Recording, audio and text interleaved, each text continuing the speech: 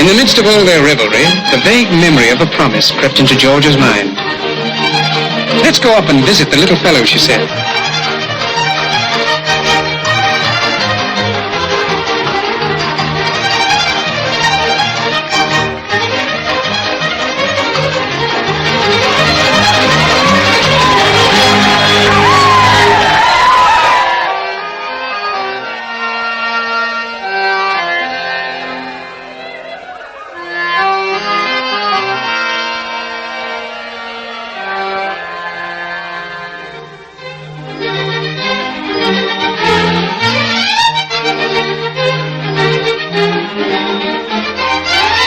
"We'll have a little fun with him," said Jack. "We'll send Georgia in first, then give him a scare."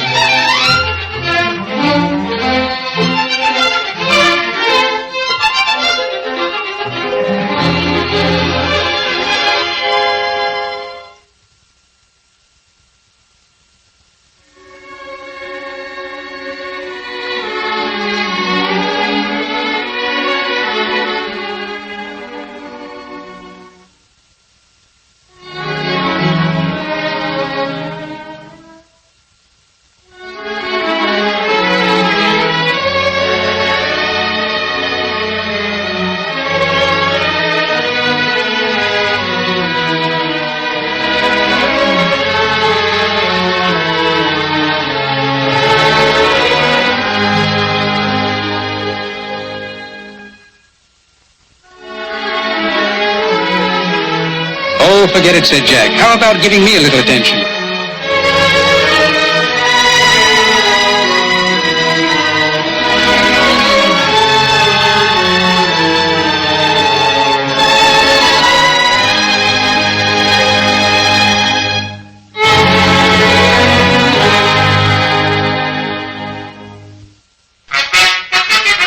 A day or so later in the recorder's office, Big Jim tried to convince the assayers that he had a mountain of gold. "Where is this place?" they said. But Big Jim's memory had failed him. All he knew was that it was near the cabin.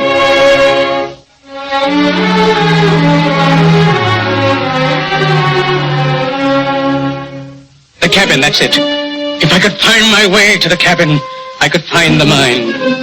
But I can't remember.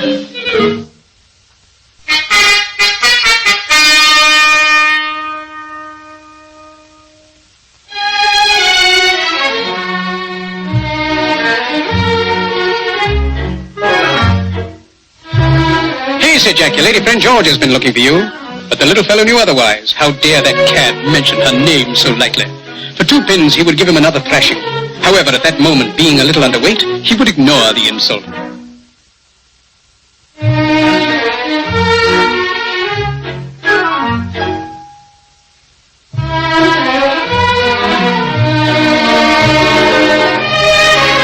But it was true. Georgia had been looking for him.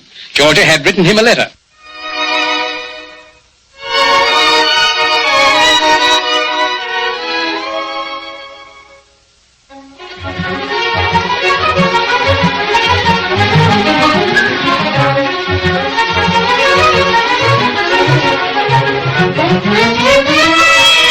And as he went looking for Georgia, so Big Jim went looking for him.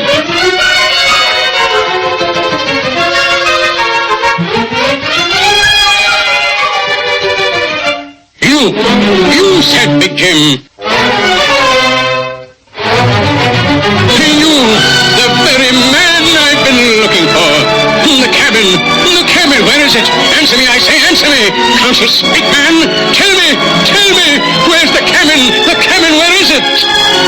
At last I shall find my mountain of gold. To your feet, man, quick. You're coming with me. Take me to the cabin and I'll make you a millionaire in less than a month. Georgia! Just a moment, said the little fellow.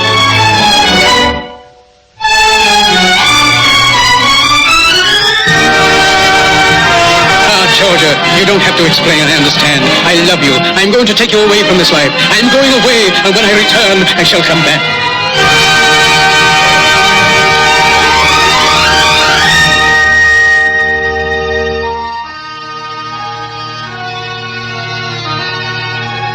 Exhausted and foot-weary, they arrived at the cabin. "Ah," said Big Jim, "it won't be long now. Bring in the eats, and tomorrow we'll start for the mine. Here, take a swig of this. It'll put hair on your top coat."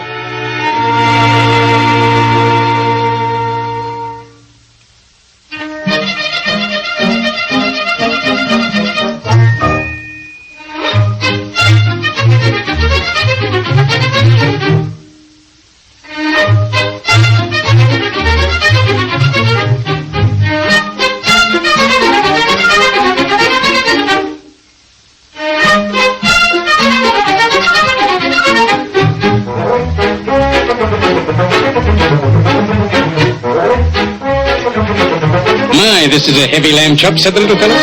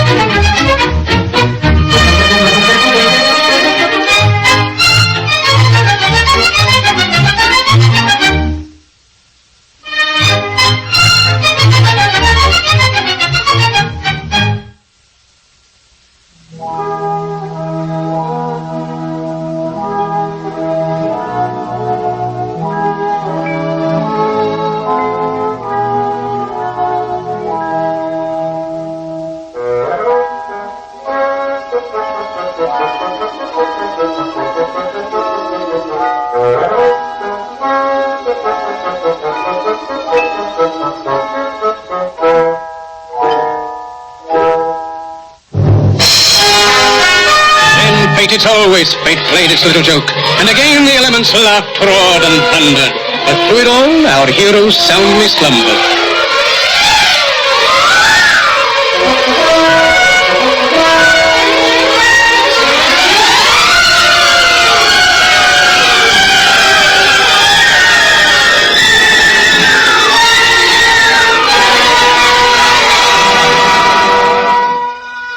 Then came the dawn.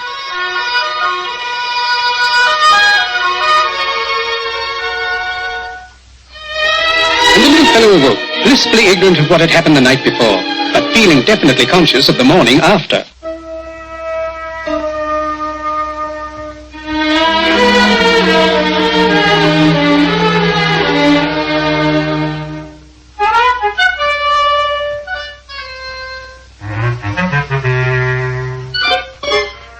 Oh well, thought the little fellow, may as well tidy up and get breakfast.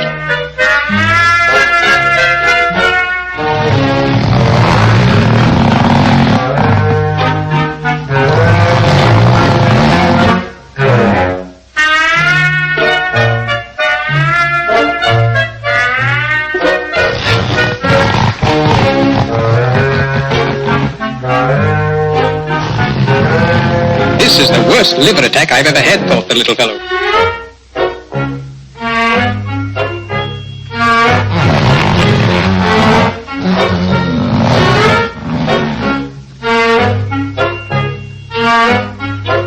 Feel that rocking? It's the stomach.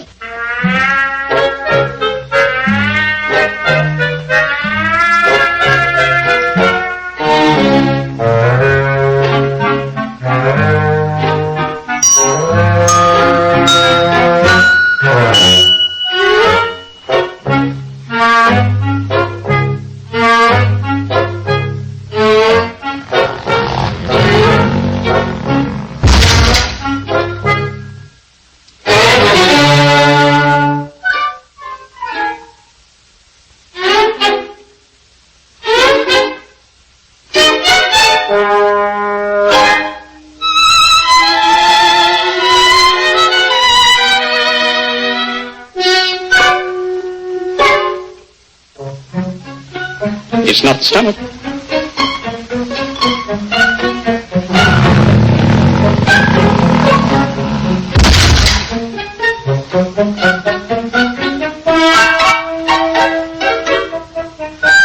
Let's go to the other side, said Jim. We'll see how far it'll go over.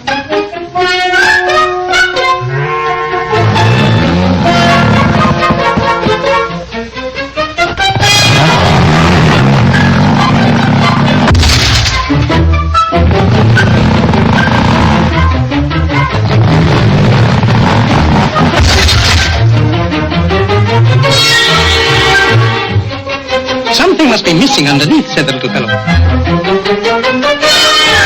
I'll go outside and see what it is.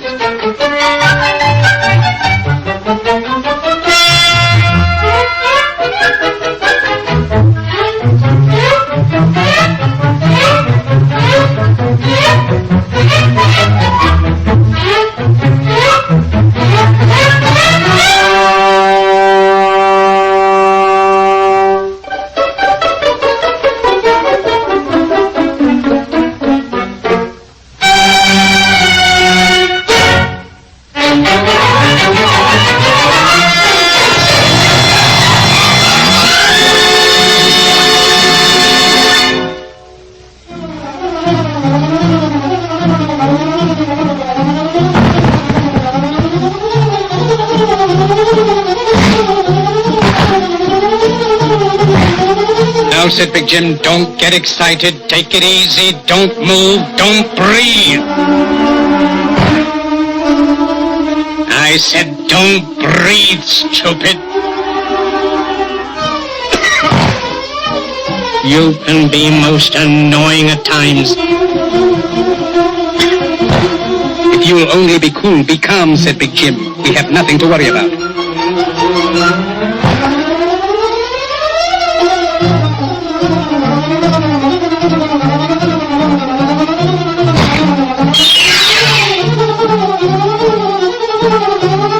Now show a little character. Where's your willpower?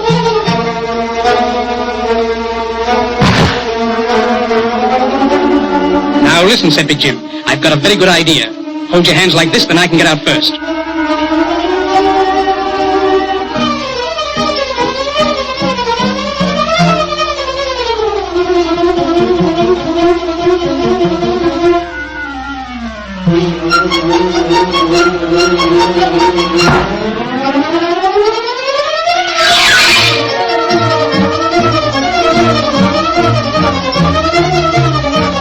You see what I mean, said Big Jim? Your mind is chaotic. You have no psychology. You have no control.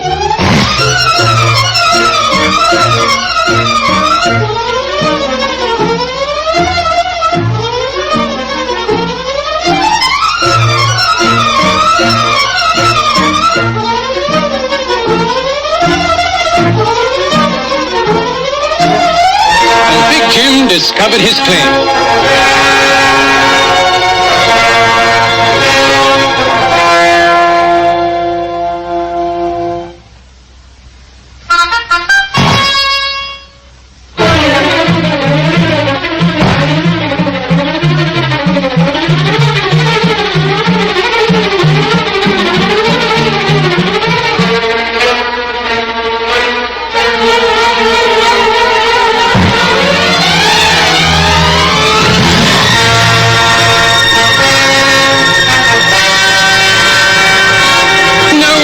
Rich, said Jim. We shall be millionaires. And so they were.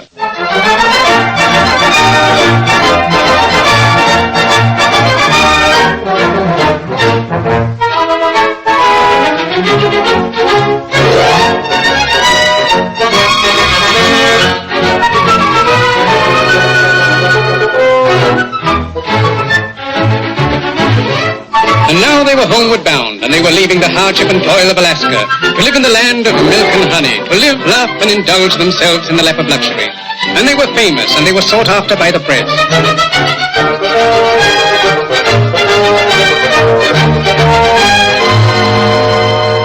In their cabin deluxe, they were welcomed and waited upon.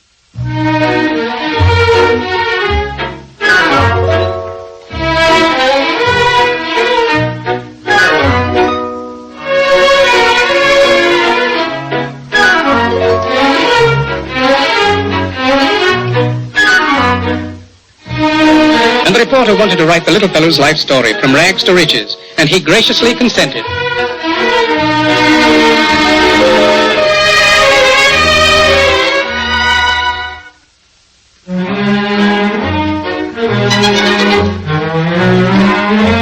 And Big Jim was manicured. No, not the nails, said he, the corns. And the reporter thought of a good idea, to have the little fellow pose in his mining clothes. It would make a human story.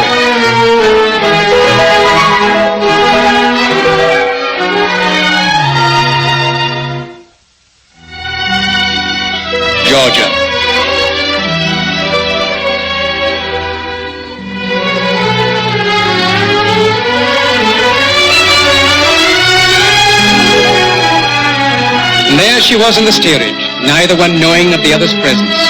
And Georgia overheard the officer say there was a stowaway aboard.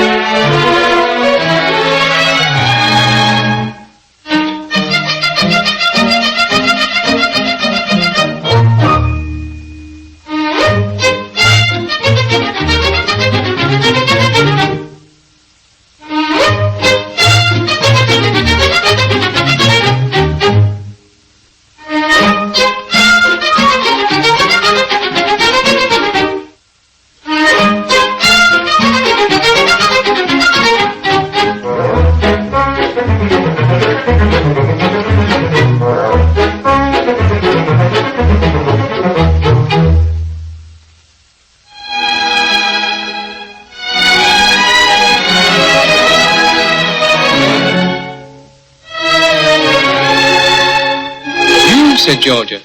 I thought I'd never see you again. And then she mistook him for the stowaway.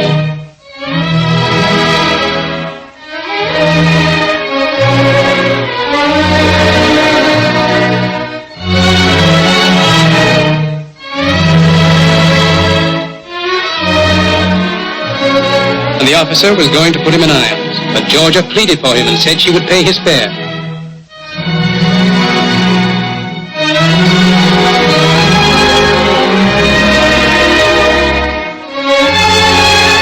Said the captain, that's no stowaway.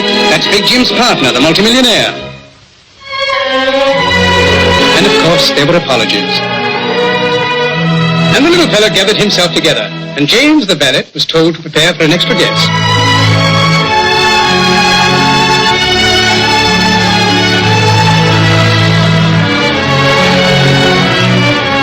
Pardon me, said the reporter, but who's the lady? Roosevelt does. Oh, you don't say. Well, congratulations. Say, this will make a great story, and with a happy ending. And so it was. A happy ending.